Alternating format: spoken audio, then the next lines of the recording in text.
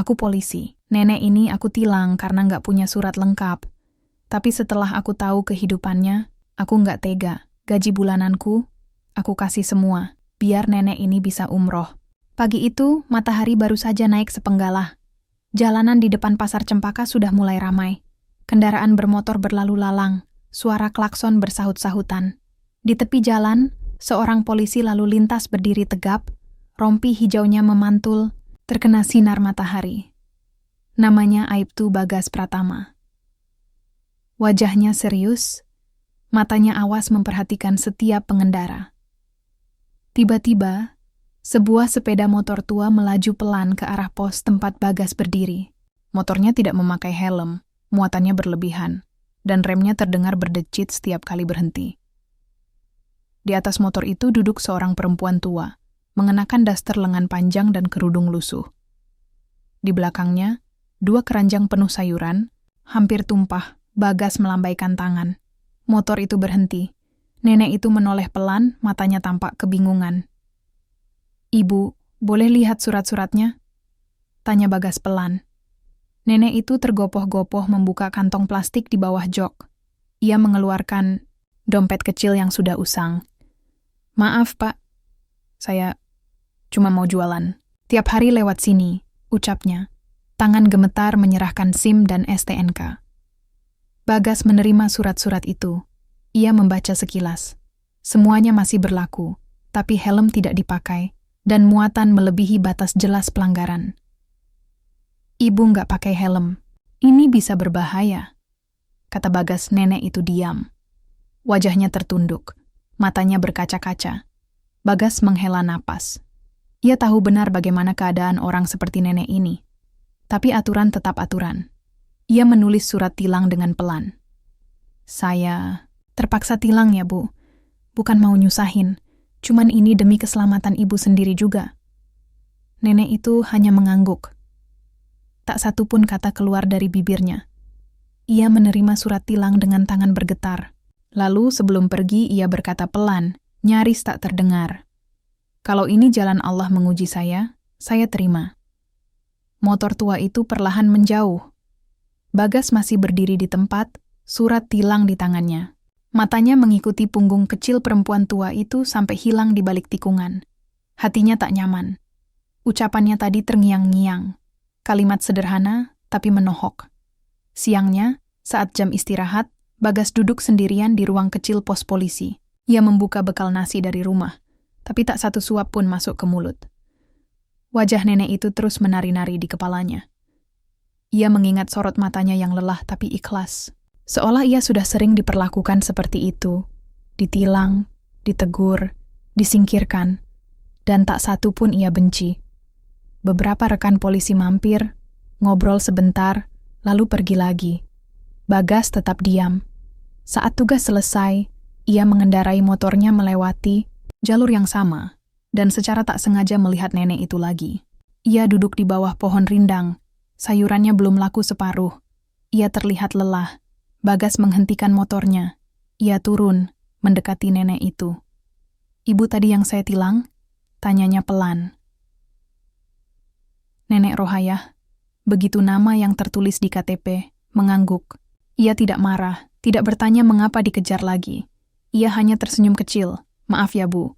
Saya bukan mau nyusahin," ucap Bagas. Nenek Rohayah menggeleng. "Saya sudah tua, Pak.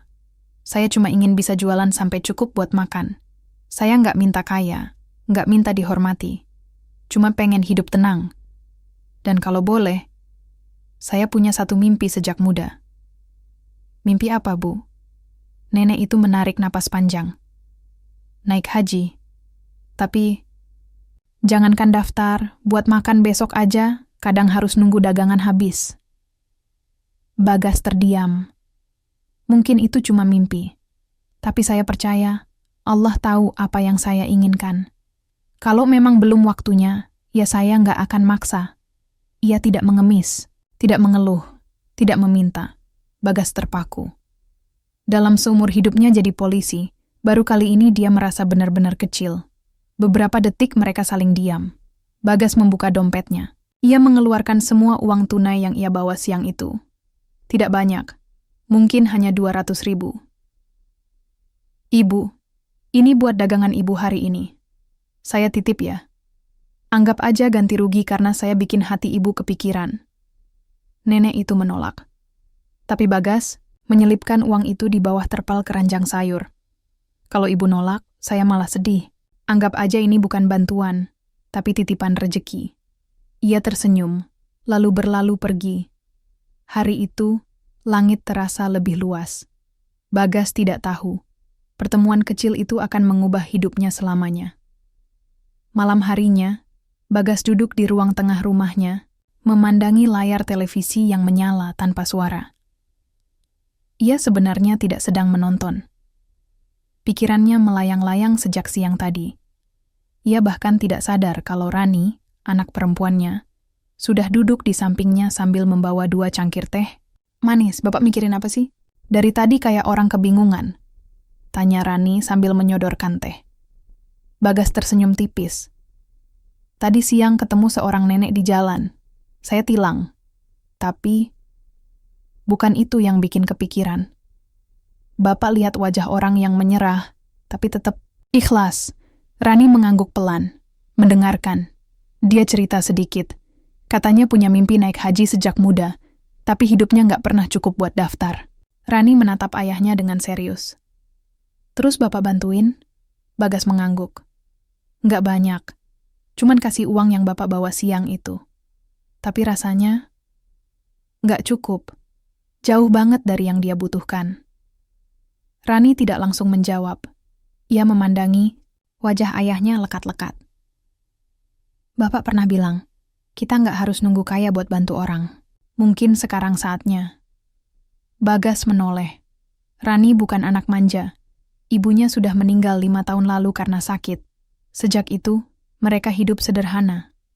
Semua pengeluaran dijaga ketat. Tapi justru karena itulah Rani mengerti betul nilai uang dan nilai kebaikan. Kalau Bapak serius mau bantu, aku dukung, kata Rani. Bagas hanya diam, matanya menerawang. Keesokan paginya, Bagas sengaja datang lebih awal ke pos polisi. Ia membawa map kosong dan secarik kertas yang ia tulis malam sebelumnya. Di sana, ia mulai menghitung biaya ONH, daftar tunggu, akomodasi, dan keperluan lain. Semua nilainya jauh lebih besar dari yang ia punya. Ia sadar, menolong mimpi nenek itu bukan perkara kecil, tapi untuk alasan yang ia sendiri belum mengerti, sepenuhnya ia merasa wajib ikut campur. Saat jam tugas selesai, Bagas sengaja lewat lagi ke arah pasar. Ia tak menemukan nenek Rohayah di tempat kemarin. Ia bertanya pada beberapa pedagang. Akhirnya, seorang penjual pisang menunjuk ke gang kecil di belakang pasar. Rumahnya di ujung sana, masuk gang 2 meter, belok kiri. Yang rumah papan, catnya udah mengelupas. Bagas mengikuti arah yang ditunjukkan. Gang itu sempit, cukup untuk 1 orang jalan kaki. Di ujung, ia melihat rumah kayu kecil yang nyaris roboh. Dindingnya bolong, di sana-sini. Di terasnya, ada tikar lusuh dan ember berisi sisa air cucian. Ia mengetuk pintu pelan. Tak lama, nenek Rohayah membuka. Ho, Pak Polisi? Suaranya heran, Bagas tersenyum. Maaf ganggu, Bu. Saya cuma pengen ngobrol sebentar, boleh? Nenek itu mempersilakan masuk. Rumahnya sempit, tak ada sekat, hanya 1 ruangan yang dibagi-bagi, pakai lemari. Di sudut, ada kasur tipis dan beberapa keranjang kosong. Aroma kayu lembab dan daun pisang memenuhi ruangan. Bagas duduk di atas bangku kayu kecil. Ibu tinggal sendiri? Tanyanya. Iya. Anak saya dua-duanya merantau. Yang satu sudah lama nggak ngabarin. Yang satu lagi kerja serabutan di luar kota. Kalau pulang, setahun sekali. Bagas mengangguk pelan. Matanya menyapu seluruh ruangan. Tak ada satupun benda berharga di sana. Ibu masih kepikiran soal tilang kemarin? Nenek itu tertawa kecil. Enggak, Pak. Saya malah berterima kasih. Bapak udah baik banget. Banyak polisi lain mungkin enggak akan sebaik itu. Bagas membuka map yang ia bawa.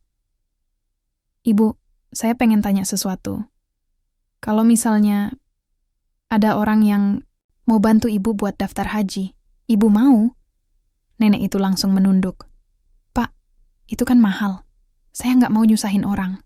Misalnya aja, ulang Bagas selama nenek itu diam, lalu menghela napas. Kalau memang ada, saya pengen. Tapi bukan karena saya pengen jalan-jalan. Saya cuma pengen menunaikan panggilan Allah. Sejak muda saya udah nabung, tapi selalu kepakai. Anak sakit, suami meninggal, rumah bocor. Rezeki saya cukup buat bertahan, tapi nggak pernah lebih. Bagas menggenggam tangan Map itu lebih erat. Saya nggak janji apa-apa, Bu. Tapi, kalau suatu saat Ibu beneran punya kesempatan, tolong jangan ragu buat terima. Sebelum pulang, Bagas sempat melihat foto tua di dinding rumah. Seorang perempuan muda berdiri di ladang sayur, mengenakan kerudung putih dan senyum sederhana. Ia tahu pasti, itu nenek Rohayah di masa muda. Di perjalanan pulang, Bagas memikirkan satu hal.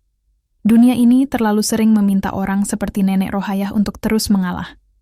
Tapi kali ini, ia ingin jadi alasan seseorang tidak perlu menyerah. Bagas duduk sendiri di teras rumahnya malam itu. Udara agak lembab, sisa hujan sore masih menempel di dedaunan. Lampu jalan menyala redup, dan suara jangkrik terdengar jelas. Rani keluar membawa jaket ayahnya, lalu duduk di sampingnya tanpa bicara apapun. "Bapak serius ya?" tanya Rani akhirnya. Bagas mengangguk. "Iya. Bapak udah pikirin ini dari kemarin. Gaji bulan ini Bapak masih butuh buat bayar listrik dan SPP-ku kan?" Suara Rani lembut, tidak mengeluh, hanya mengingatkan. Bagas menghela napas. "Iya, tapi ada tabungan. Dan kalau perlu, Bapak bisa ambil dari jatah makan siang di kantor. Masih bisa disiasati." Rani menatap ayahnya lama. "Aku rela, Pak. Asal Bapak juga yakin." Bagas menoleh. "Kamu tahu, Ran, Bapak nggak pernah nyangka akan kepikiran begini. Tapi waktu Bapak lihat rumah Bu Rohayah, rasanya seperti melihat ibu dulu." Rani terdiam. Ia mengingat ibunya. Seorang penjual gorengan yang dulu tiap pagi keliling kampung dengan sepeda tua. Meninggal setelah 2 tahun sakit keras yang tak tertolong karena biaya rumah sakit terlalu mahal. Mereka tidak punya apa-apa saat itu. Hanya ayahnya yang terus bekerja tanpa mengeluh. "Bapak percaya," lanjut Bagas, "kalau kita bantu orang dengan tulus, entah bagaimana, nanti pasti ada jalan." Esok harinya, Bagas ke kantor pos polisi lebih awal dari biasanya. Ia membawa map berisi slip gaji terakhir, surat keterangan dari atasan, dan buku tabungan. Ia sudah menyiapkan semuanya. Sebagian besar tabungannya akan ditarik hari itu juga. Saat pegawai bank menanyakan keperluan penarikan dana besar, Bagas hanya menjawab singkat. "Ada yang lebih butuh daripada saya." Ia tidak memberitahu siapapun, termasuk rekan kerjanya. Tidak ingin dipuji, apalagi dijadikan bahan gosip. Setelah dana cair, ia menuju ke kantor Kemenak untuk menanyakan proses pendaftaran haji reguler. Petugas memberi formulir dan menjelaskan semua persyaratan. Bagas mencatat satu persatu, lalu pulang membawa semua berkas sore itu. Ia datang ke rumah nenek Rohayah. Kali ini membawa map dan 1 bungkus plastik berisi kue basah. "Ibu belum makan?" tanyanya membuka pembicaraan. Nenek Rohayah sedang duduk menjemur keripik singkong. Ia menoleh. Kaget. "Belum. Tapi saya ada sisa nasi tadi siang." Bagas duduk di bangku bambu. Ia membuka map dan menunjukkan formulir. "Ibu, ini formulir daftar haji. Saya sudah siapkan syaratnya. Tinggal Ibu isi data dan tanda tangan." Nenek Rohayah diam cukup lama. Ia memandangi lembaran kertas itu seolah benda asing. "Pak, Saya nggak ngerti. Saya bantu isi. Ibu tinggal siapin fotokopi KTP dan KK. Nanti kalau ada panggilan tinggal ikut prosesnya." Nenek Rohayah menggeleng pelan. "Saya takut, Pak." "Takut kenapa?" "Takut ini bukan jalan saya. Takut saya nggak layak. Saya bukan orang penting, bukan orang kaya. Saya cuman orang biasa." Bagas menatap mata nenek itu. "Bu, yang manggil ke Baitullah bukan manusia, tapi Allah. Kalau Allah sudah undang, siapa kita buat nolak?" Nenek Rohayah menahan air mata. Ia menunduk, Bahunya gemetar pelan. Saya bahkan belum lunas zakat fitrah tahun lalu, bisiknya. Itu bukan soal mampu atau tidak, tapi soal niat. Kalau ibu diundang, berarti ibu layak. Pelan-pelan, Nenek Rohayah meraih pena yang disodorkan Bagas. Tanda tangannya agak bergetar, tapi akhirnya selesai juga. Formulir itu kini sah. Hari berikutnya, Bagas mengantar formulir itu ke Kemenag. Petugas mencatat dan memberikan nomor porsi haji. Nomornya besar, antrenya panjang. Tapi setidaknya sudah masuk daftar. Beberapa hari setelah itu, Rani membagikan cerita ayahnya di media sosial. Tanpa menyebut nama siapapun, hanya menggambarkan bagaimana seorang polisi menyerahkan gaji dan tabungan untuk membantu seorang nenek mendaftar haji. Tanpa disangka, unggahan itu viral. Komentar dan dukungan mengalir deras. Banyak orang terinspirasi. Beberapa bahkan menghubungi Rani untuk berdonasi menambah biaya perlengkapan haji nenek itu. Namun tidak semua merespons baik. Ada juga yang sinis. Salah satu komentar berkata, "Polisi mana ada yang nggak cari muka? Pasti ada maksudnya." Bagas membaca komentar itu sambil tertawa kecil. Ia tidak marah. Ia tahu betul, orang boleh menilai apapun, tapi niat tak perlu diumbar. Yang penting, seorang nenek sederhana sekarang sudah berada dalam antrean tamu Allah. Dan itu cukup. Beberapa hari setelah formulir haji itu resmi diterima, Kemenag, hidup Nenek Rohayah berubah pelan-pelan. Tidak dalam bentuk rumah besar atau uang berlimpah, tapi di matanya ada cahaya yang tak pernah terlihat sebelumnya. Setiap pagi, ia mulai berjualan dengan semangat yang berbeda. Walau sayuran yang dibawa tetap itu-itu saja, senyumnya kini lebih dalam. Bagas kadang datang diam-diam hanya untuk memastikan semuanya baik-baik saja. Ia selalu menjaga jarak, tidak ingin membuat nenek itu merasa diawasi. Tapi setiap kali mereka berpapasan, sapaan Nenek Rohayah tak pernah berubah. Ramah, sederhana, indah penuh bersyukur. Namun, seperti hidup yang tak pernah sepenuhnya tenang, badai kecil mulai muncul. Salah satu rekan Bagas di kantor, Pak Hardi, mulai bertanya-tanya. Ia melihat perubahan perilaku Bagas, terutama soal keuangan. Bagas kini tidak lagi makan siang di warung, lebih sering membawa bekal sederhana, dan beberapa kali menolak ajakan patungan saat ada acara kumpul. "Kamu kenapa, Gas? Lagi bayar cicilan baru ya?" tanya Pak Hardi suatu siang. Bagas hanya tersenyum. "Enggak, biasa aja. Lagi ngatur uang lebih ketat aja." Jawaban itu tak memuaskan. Entah kenapa, gosip kecil mulai berembus. Apalagi setelah unggahan Rani menyebar luas. Meskipun tak menyebut nama, beberapa orang mulai menebak-nebak. Bahkan ada yang secara terang-terangan menyindir di grup kantor. "Hati-hati, jangan sampai niat baik malah jadi pamer," tulis salah satu pesan. Bagas membaca itu malam-malam, sendirian di dapur. Ia tidak marah, hanya merasa lelah. Niat yang tulus, kalau dilihat dari sudut yang salah, memang bisa disalahpahami. Rani yang tahu soal komentar itu langsung emosi. "Kok bisa ya, orang tega ngomong kayak gitu? Padahal bapak nggak pernah cari sorotan." Bagas menepuk pelan pundak anaknya. "Nggak apa-apa, kita nggak bisa ngatur hati semua orang. Biar waktu yang jawab." Keesokan harinya, Bagas sengaja datang lebih awal ke rumah Nenek Rohayah. Kali ini, ia membawa 2 lembar kertas. Surat konfirmasi dari Kemenag dan brosur manasik haji. "Ibu udah terdaftar resmi. Ini suratnya," kata Bagas pelan. Nenek Rohayah menatap kertas itu dengan mata berkaca-kaca. Ia memeluknya seolah memeluk anak sendiri. "Pak, saya nggak tahu harus bilang apa. Saya ini cuma nenek-nenek penjual sayur. Kenapa Allah ngasih saya rejeki sebesar ini?" Bagas hanya tersenyum. Mungkin karena ibu nggak pernah berhenti bersyukur. Tiba-tiba dari belakang rumah, seorang pemuda muncul. Usianya sekitar 30, tubuhnya kurus, wajahnya lelah. Ia membawa tas gendong dan langsung menghampiri mereka. "Bu, saya pulang," katanya. Nenek Rohayah kaget, lalu berdiri. "Dika," pemuda itu memeluk ibunya erat. Ia anak kedua yang selama ini bekerja serabutan di luar kota. Nenek itu menitikkan air mata, bahagia sekaligus heran. Bagas berdiri, memberi ruang. Dika memperkenalkan diri pada Bagas. Pak polisi yang bantu ibu, ya? Saya dengar dari tetangga. Terima kasih Pak, saya malu, saya anaknya, tapi malah Bapak yang peduli. Bagas menggeleng. Bukan soal siapa. Siapapun bisa jadi penolong, asal mau. Dika ikut duduk bersama mereka. Ia cerita bahwa ia baru saja keluar dari tempat kerja yang tak membayar gajinya berbulan-bulan. Ia kehabisan uang, sempat tidur di masjid, lalu akhirnya memutuskan pulang. Ibu pernah bilang, kalau semua jalan buntu, pulanglah.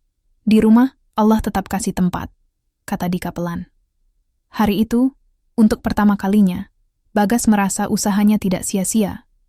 Nenek Rohayah bukan hanya dapat jalan menuju tanah suci, tapi juga mendapatkan kembali anaknya. Seolah satu kebaikan menarik kebaikan lain. Namun, malamnya saat Bagas pulang, seorang pria berseragam datang ke rumahnya membawa surat dari atasannya. Isinya mengejutkan. Ia dipanggil untuk klarifikasi dugaan penyalahgunaan dana pribadi untuk promosi nama pribadi lewat media sosial. Tapi saya nggak pernah lapor media, ucap Bagas bingung. Namamu disebut-sebut dalam unggahan yang viral itu. Dan sekarang banyak yang memperhatikan, jawab petugas itu. Bagas merasa langit sedikit runtuh. Ia melakukan semua ini karena nuraninya. Tapi rupanya, kebaikan tidak selalu diterima semudah itu. Malam itu, ia termenung di ruang tamu. Rani mendekat. Bapak nyesel? Bagas menatap anaknya. Kalau kebaikan datang dengan risiko, maka biar saya yang nanggung risikonya. Tapi satu hal yang Bapak yakin. Tidak pernah salah berbuat benar. Rani memeluk ayahnya. Mereka diam lama. Di luar, hujan turun pelan. Tidak deras, tapi cukup membuat suasana terasa berat. Besok Bagas harus menghadap. Dan ia tidak tahu apakah pekerjaannya akan tetap aman atau tidak.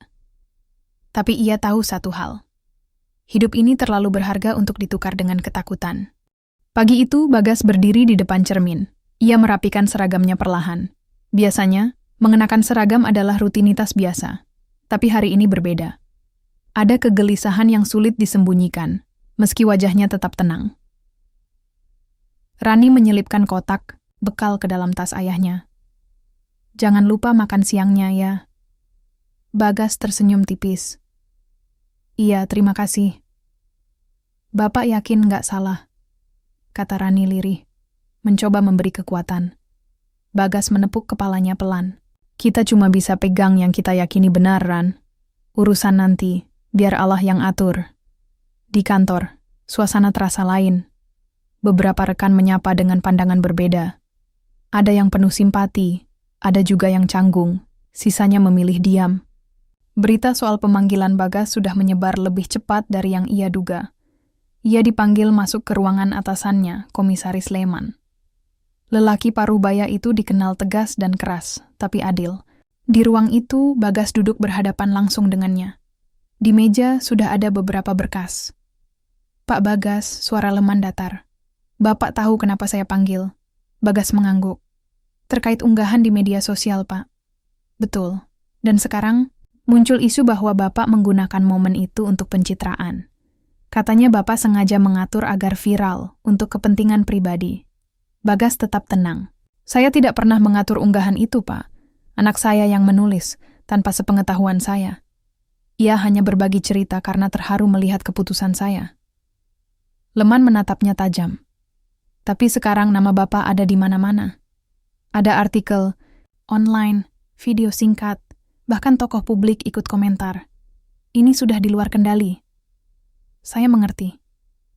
Tapi saya tidak pernah niat menjadikan ini panggung. Saya cuma membantu orang yang saya tilang, karena saya merasa harus bertanggung jawab setelah tahu kondisinya. Leman membuka map, lalu mengangkat satu lembar kertas. Saya sudah baca semuanya, dan saya juga sudah cek langsung ke Kemenak. Nama, Nenek Rohayah benar terdaftar dengan dana dari tabungan pribadi Bapak. Bagas diam. Leman bersandar. Tahu nggak, Gas, saya juga pernah ada di posisi Bapak. 20 tahun lalu, saya bantu seorang anak tukang parkir masuk sekolah polisi. pakai uang pribadi. Dan waktu itu juga, saya dimarahi atasan saya. Kenapa, Pak? Tanya Bagas heran. Karena katanya, polisi itu nggak boleh terlalu lembek. Kita harus tegas, tanpa pandang bulu.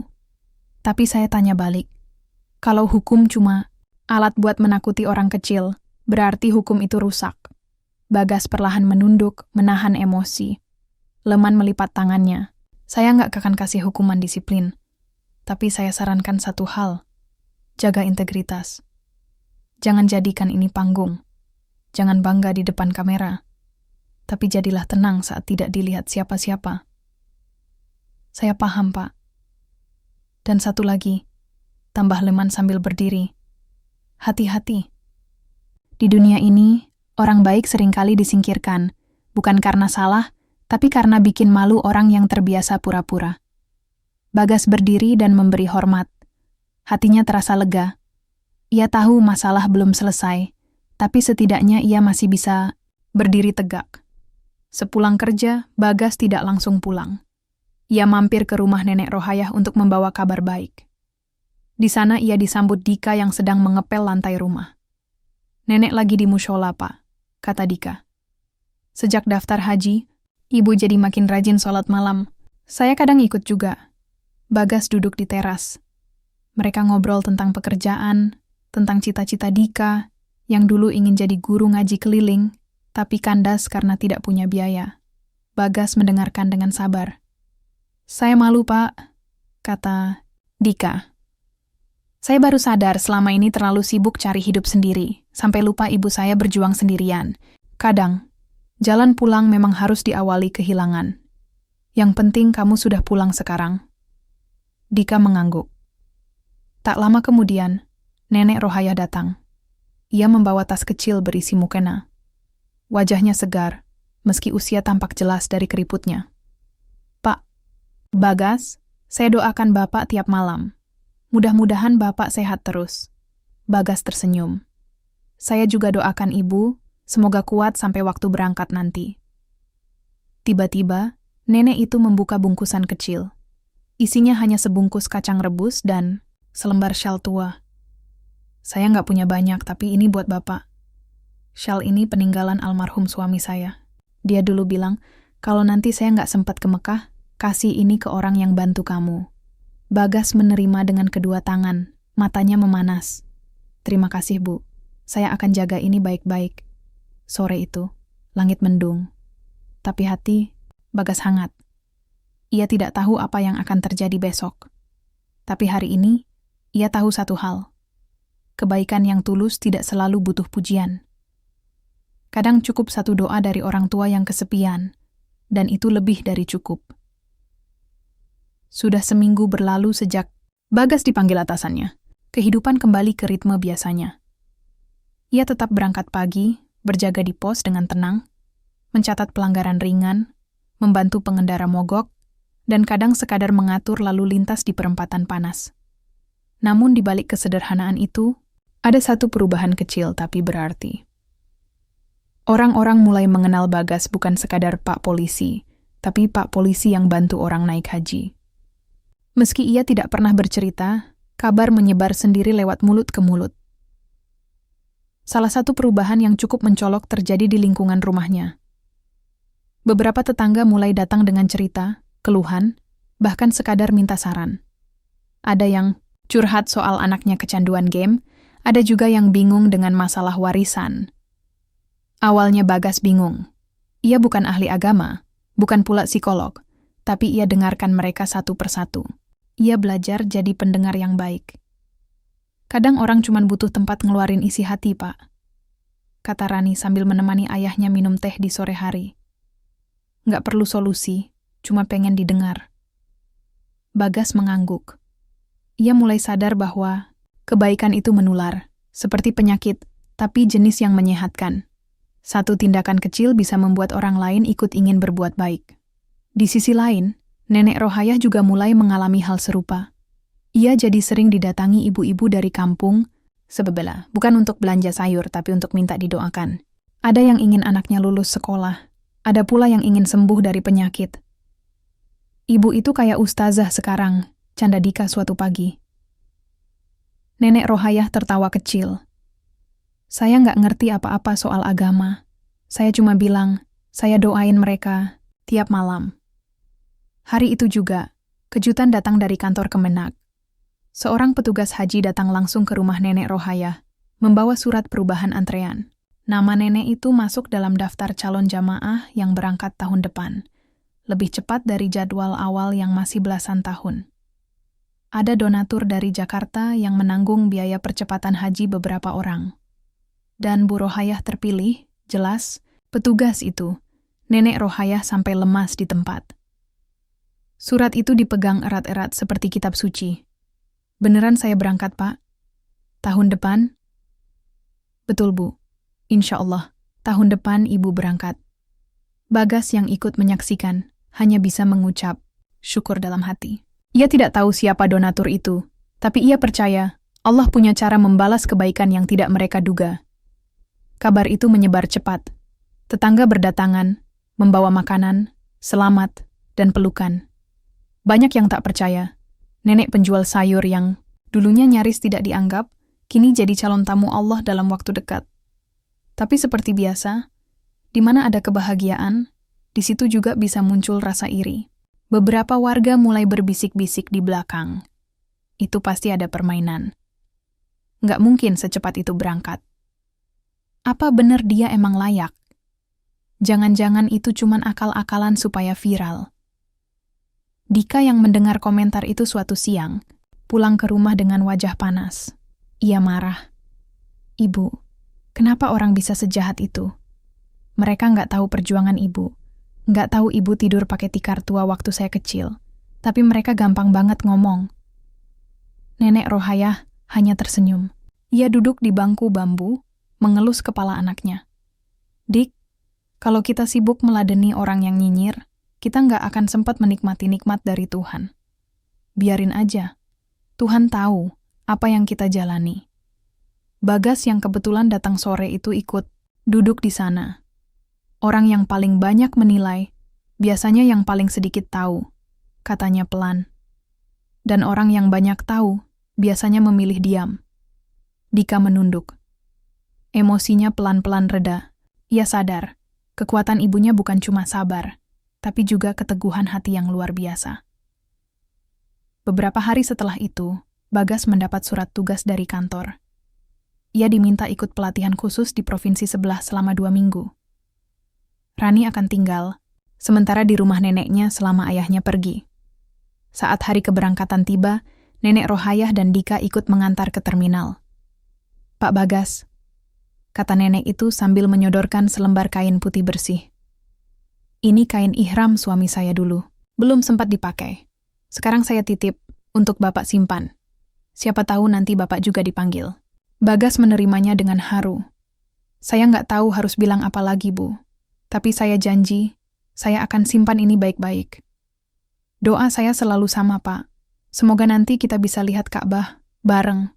Bagas menatap nenek itu. Tak ada lagi yang perlu dijawab. Ia naik ke bus dengan hati penuh syukur. Bus melaju pelan meninggalkan terminal. Di dalam, Bagas duduk menatap keluar jendela. Ia tahu, perjalanan belum selesai. Tapi hari itu ia sadar satu hal. Hidup bukan soal seberapa banyak yang kita punya, tapi seberapa banyak yang bisa kita bagi, tanpa takut kehilangan. Dan kadang, satu tindakan sederhana bisa jadi titik balik untuk mengubah nasib banyak orang. Pelatihan di provinsi sebelah berlangsung lebih intens dari yang Bagas duga. Setiap hari diisi materi dari para instruktur kepolisian senior. Mereka membahas banyak hal, etika profesi, pendekatan humanis, krisis kepercayaan masyarakat, hingga pelatihan fisik. Tapi yang paling menarik bagi Bagas adalah sesi diskusi terbuka. Di sana, para peserta diminta berbagi pengalaman saat bertugas di lapangan. Sebagian besar cerita berkisar pada pelanggaran lalu lintas, aksi kriminal kecil, konflik warga, atau bagaimana mereka menghadapi tekanan dari atasan. Ketika giliran Bagas, awalnya ia ragu bercerita. Tapi setelah melihat suasana cukup hangat, ia angkat tangan. Saya mau cerita tentang kejadian yang paling banyak mengubah cara saya bertugas, kata Bagas. Ruangan mendadak sunyi. Semua mata tertuju padanya. Beberapa bulan lalu, saya menilang seorang nenek. Pelanggaran kecil, tidak pakai helm, biasanya selesai dengan peringatan. Tapi hari itu saya agak tegas. Saya tahan kendaraannya. Ia berhenti sejenak, menatap ke depan. Yang tidak saya tahu, ternyata nenek itu mengendarai motor pinjaman untuk berjualan sayur keliling karena cucunya sakit. Suaminya sudah meninggal, anak-anaknya pergi entah kemana. Dan motor itu satu-satunya sumber nafkah. Beberapa peserta mulai menyimak lebih serius. Setelah tahu itu, saya merasa bersalah. Bukan karena menilang, tapi karena terlalu cepat mengambil tindakan tanpa melihat sisi manusianya. Akhirnya, saya gunakan seluruh tabungan pribadi saya untuk memberangkatkan beliau naik haji. Suara Bagas tetap tenang, meski hatinya bergetar. Saya tidak pernah berniat viral. Tapi anak saya cerita di media sosial, dan sejak itu hidup saya berubah. Saya dipanggil atasan, dituduh cari panggung, digunjing banyak orang. Tapi saya juga melihat sesuatu yang tak pernah saya lihat sebelumnya. Masyarakat jadi peduli. Banyak yang datang untuk bantu nenek itu. Bahkan anaknya yang lama menghilang pun kembali. Ruangan hening. Sejak itu saya belajar satu hal. Jadi polisi bukan cuma soal hukum, tapi soal kemanusiaan. Setelah cerita itu selesai, moderator pelatihan hanya diam. Lalu ia berdiri dan berkata, "Terima kasih Pak Bagas. Cerita Anda bukan hanya inspirasi, tapi juga pengingat bahwa empati tak bisa digantikan prosedur." Malam harinya, setelah semua materi selesai, seorang peserta dari Kalimantan mendekati Bagas.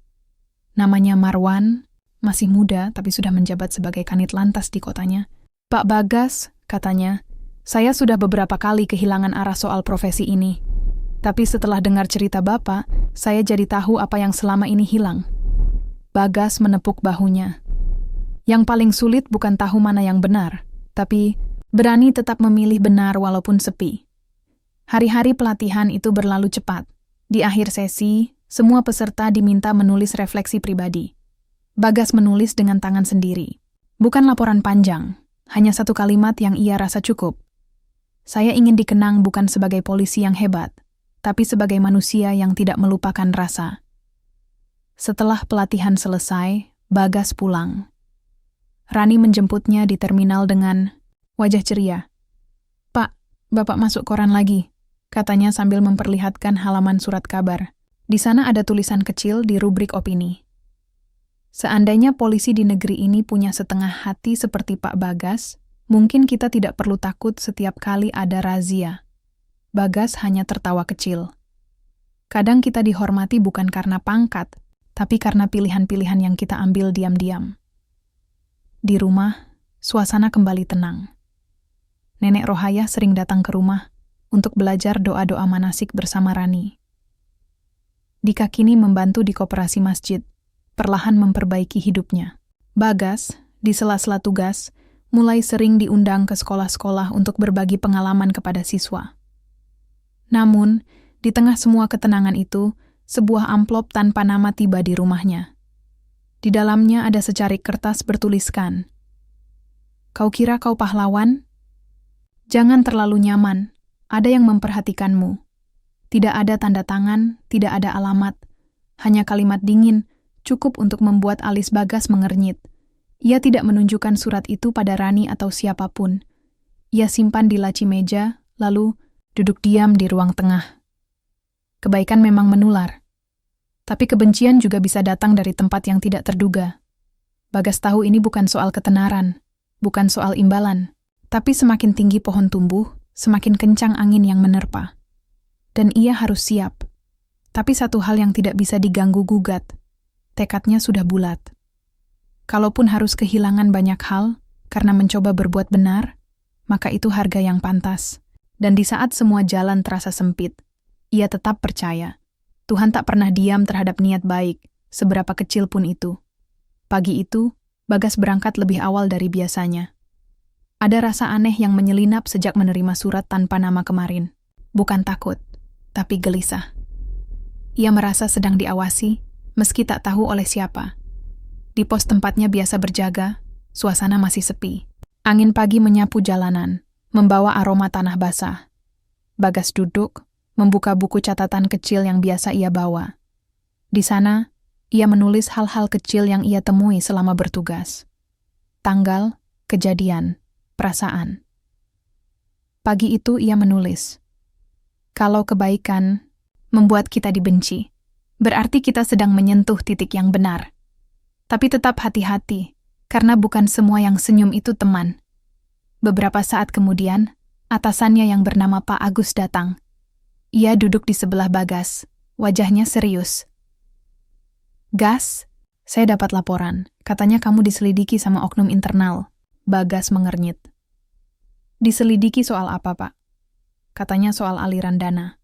Ada yang nuduh kamu menerima sumbangan dari lembaga-lembaga tertentu, lalu tidak melaporkannya." Bagas terdiam. Ia memang pernah menerima beberapa amplop dari orang yang terharu dengan kisah nenek Rohayah, tapi semua ditolak atau dikembalikan. Ia tidak pernah menyentuh 1 rupiah pun. "Ada buktinya, Pak?" tanya Bagas tenang. "Itu yang lagi dicari, tapi kamu harus waspada. Bisa jadi ada yang sengaja jatuhin kamu." Bagas hanya mengangguk. Ia tak kaget. Sejak kisahnya viral, ia sudah menduga kemungkinan ini. "Gas," lanjut Pak Agus, "di institusi seperti ini, kadang orang yang terlalu bersinar justru jadi masalah buat yang lain. Bukan karena kamu salah, tapi karena mereka takut dibandingkan." Hari itu, Bagas tetap bertugas seperti biasa. Tapi matanya mulai lebih awas. Ia mencatat setiap kejadian, setiap tamu yang mencurigakan, bahkan setiap telepon tak dikenal. Di rumah, ia mulai menutup pembicaraan soal pekerjaannya. Rani beberapa kali menanyakan kenapa ayahnya lebih banyak diam, tapi Bagas hanya menjawab singkat, "Ayah cuman lagi banyak pikiran." Sampai suatu malam, Rani melihat ayahnya duduk sendirian di ruang tengah. Di tangannya, surat tanpa nama itu. Rani diam-diam mendekat. "Itu surat ancaman ya?" Bagas terkejut. Ia menyimpan kertas itu kembali ke laci. "Dari mana kamu tahu?" "Aku lihat waktu ayah simpan kemarin." Bagas menatap putrinya, lalu menarik napas. "Iya. Tapi kamu nggak perlu khawatir. Kadang orang takut sama cahaya, karena mereka terbiasa hidup di tempat gelap." Rani duduk di sebelah ayahnya. Ia memegang tangan Bagas. "Kalau ayah berhenti jadi polisi karena semua ini, aku nggak apa-apa. Tapi kalau ayah berubah jadi penakut, aku sedih." Bagas tersenyum, matanya berkaca. "Anak kecil kok bisa ngomong bijak gitu, ya?" Ayah yang ngajarin. Beberapa hari kemudian, sebuah kejadian mengejutkan terjadi. Saat Bagas hendak pulang dari kantor, ia menemukan bannya kempes. Bukan karena bocor biasa, tapi jelas disengaja. Ada bekas sobekan di bagian dalam ban, seperti dipotong pakai pisau. Ia tidak mengatakan pada siapapun. Ia ganti sendiri ban itu malam itu juga.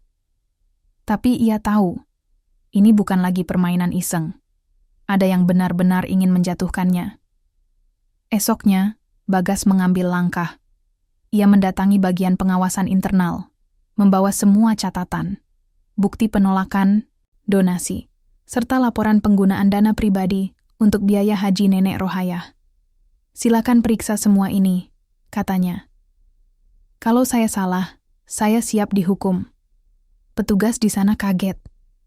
Biasanya orang yang diselidiki justru bersembunyi, bukan malah datang menyerahkan diri. Tapi Bagas bukan orang biasa. Dalam beberapa hari, hasil penyelidikan keluar. Tidak ada pelanggaran. Semua dana bersumber dari rekening pribadi. Tidak ada transaksi mencurigakan. Tidak ada kaitan dengan pihak-pihak berkepentingan. Bagas dinyatakan bersih. Namun yang mengejutkan, satu hal lain juga terungkap. Laporan anonim terhadap Bagas dikirim oleh seorang rekan satu kantor. Bukan siapa-siapa, tapi orang yang dulu pernah ditegur Bagas karena memeras pengendara. Nama itu tertulis jelas. Bribka Seno Bagas tidak marah. Ia hanya mengangguk pelan saat Pak Agus memberitahu. Orang seperti dia bukan sekali itu buat masalah. Tapi biasanya, yang kayak kamu yang duluan kena imbas. Hari itu, Bagas kembali ke rumah lebih awal. Ia duduk lama di halaman, menatap langit. Sore, Rani membawa teh hangat lalu duduk di sampingnya. Ayah capek? Capek, jawab Bagas jujur. Tapi belum kalah, Rani tersenyum. Berarti ayah tetap pahlawan dong, Bagas menoleh. Nggak usah jadi pahlawan, jadi orang baik aja cukup. Di malam yang sama, sebuah pesan masuk ke HP-nya. Kali ini bukan ancaman, tapi undangan. Sebuah televisi nasional ingin mengundang Bagas menjadi narasumber di acara bertema keadilan sosial dalam pelayanan publik. Bagas tidak langsung jawab. Ia hanya memandangi layar ponsel, lalu berkata dalam hati, "Kalau aku bicara, semoga bukan untuk pujian. Tapi supaya mereka tahu, kebaikan itu nyata. Dan masih mungkin terjadi." Hari itu, Bagas duduk di studio televisi untuk pertama kalinya. Lampu-lampu menyala terang, kamera mengarah ke wajahnya. Meski gugup, ia tetap tenang. Di hadapannya, pembawa acara tersenyum ramah, lalu mulai siaran. Pemirsa, hari ini kita bersama sosok polisi yang kisahnya viral karena ketulusannya. Pak Bagas, terima kasih sudah hadir. Bagas hanya tersenyum kecil. Ia tidak pandai bicara di depan banyak orang, tapi ia tahu kesempatan ini bukan untuk dirinya, melainkan untuk nilai yang lebih besar. Pertanyaan demi pertanyaan mengalir. Tentang keputusan membantu Nenek Rohayah, tentang tekanan yang ia terima, juga soal ancaman yang belum lama ia hadapi. Pak Bagas, tanya sang pembawa acara, kenapa tetap bertahan ketika orang lain memilih diam? Bagas menatap lurus ke arah kamera. Soalnya saya tahu, kalau saya diam, mungkin anak saya suatu hari akan malu sama saya. Dan saya nggak mau itu terjadi. Jawaban itu membuat studio hening. Bahkan host sempat terdiam. Usai siaran, ponsel Bagas tak berhenti bergetar. Pesan masuk dari orang tak dikenal. Ada yang bilang terinspirasi, ada yang cuma mengucapkan terima kasih. Tapi ada satu pesan yang berbeda. Saya dulu anak buah ayah Nenek Rohayah. Terima kasih sudah bantu beliau. Saya pulang ke kampung karena kisah Bapak. Bagas terdiam membaca itu. Hatinya hangat. Ternyata kebaikan yang ia tanam sudah tumbuh di tempat-tempat yang tidak ia duga. Sesampainya di rumah, Rani berlari menyambut. Aku nonton ya, ayah keren banget. Bagas mengacak rambut anaknya. Ayah cuma cerita kebenaran. Di malam hari, Bagas duduk sendiri di halaman. Ia melihat langit penuh bintang. Dari kejauhan, suara azan Isya menggema. Ia menarik napas panjang. Perjalanan belum selesai, tapi hatinya tenang. Karena kali ini, ia tahu, ia tidak sendirian lagi. 2 bulan kemudian, hari yang ditunggu tiba. Nenek Rohayah bersiap berangkat ke Tanah Suci. Rani sibuk membantu menyiapkan koper kecil yang sudah diberi label. Di sampingnya, Nenek Rohayah duduk sambil memandangi paspor dan buku manasik haji yang sudah agak kusut karena sering dibaca. Saya masih nggak percaya bisa berangkat, katanya pelan. Bagas tersenyum. Kadang kita nggak perlu percaya dulu, jalanin aja. Nanti kita baru sadar, ternyata semua ini benar-benar terjadi. Hari itu, aula kecamatan penuh dengan calon jamaah haji yang akan dilepas secara resmi. Nenek Rohayah duduk di barisan depan, mengenakan mukena putih dan syal kecil bertuliskan nama kloternya. Beberapa petugas sibuk mencatat dan memanggil nama satu persatu. Saat nama Nenek Rohayah dipanggil, tepuk tangan bergemuruh. Sebagian orang mengenalnya dari cerita yang sudah tersebar luas. Beberapa bahkan datang hanya untuk melihat langsung sosok yang katanya ditilang lalu dihajikan. Ia berdiri pelan, menoleh ke arah Bagas dan Rani yang berdiri di samping. Matanya berkaca. Saya nggak bisa bawa apa-apa buat balas semua ini, Pak Bagas. Tapi nanti di sana, saya akan sebut nama Bapak dalam setiap doa. Bagas mengangguk, menahan, haru. Doa nenek lebih dari cukup. Saat bus mulai bergerak menuju bandara, Bagas berdiri lama di tepi jalan. Rani memegang tangannya, melambaikan tangan ke arah jendela. Nenek Rohayah membalas lambaian itu sambil menangis pelan, menempelkan tangannya ke kaca. Bagas tahu, ini bukan akhir kisah. Tapi inilah titik yang membuat semua rasa lelahnya terbayar.